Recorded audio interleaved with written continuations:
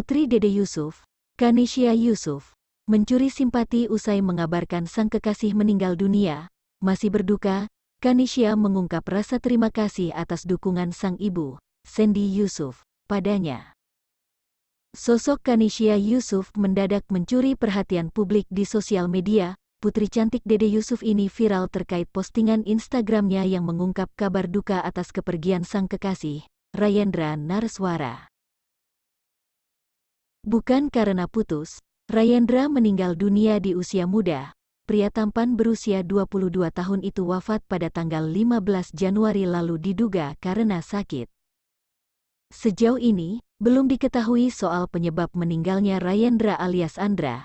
Namun, beredar dugaan kalau kekasih Kanishia itu wafat karena serangan jantung.